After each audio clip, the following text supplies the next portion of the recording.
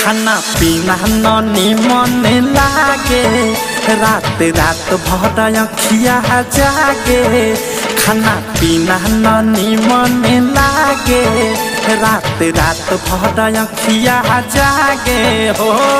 कैसे आई कर्फ्यू वाला गन पूरा टाउन में कैसे आई कर्फ्यू वाला गन पूरा टाउन में दिल्ली में फंस गइल बानी हानि हो लॉकडाउन में दिल्ली में फंस गइल बानी हानि हो लॉकडाउन में बहरा में फंस गइल बानी हानि हो लॉकडाउन में हानि हो लॉकडाउन में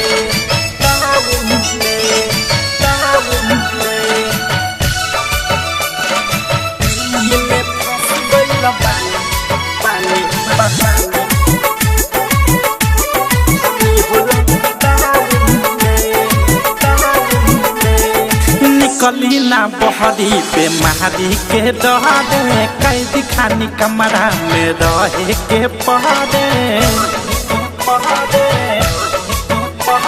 निकली ना बहरी पे महारी के डरे कैदी खानी कमरा में रहे के पहरे सुतल सुतल हमर मनौ पियाला घूमेला पुलिस हवा गली मोहल्ला हो गली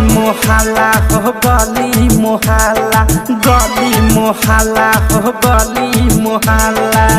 टहलल माना भइल बाटे बगल के ग्राउंड में टहलल माना भइल बाटे बगल के ग्राउंड में दिल्ली में फंस गइल बानी हानि हो लॉकडाउन में दिल्ली में फंस गइल बानी हानि हो लॉकडाउन में बहरा में फंस गइल बानी हानि हो लॉकडाउन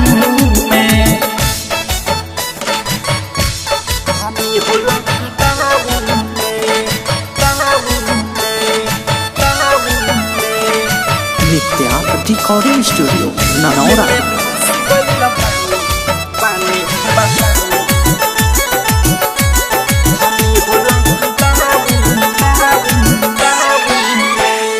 बस गाड़ी बंद पूरा बॉर्डर सील बा का कहीं जाना हमारे आफत में दिल बा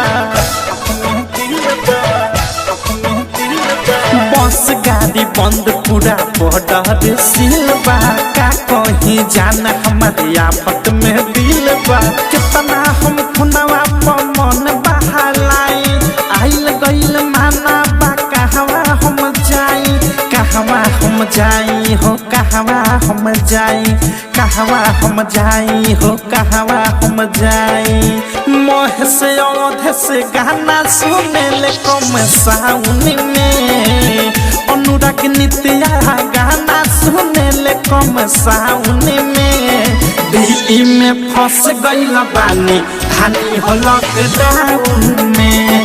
दिल्ली में फंस गइल बानी हानि हो लॉकडाउन में बहरा में फंस गइल बानी हानि हो लॉकडाउन में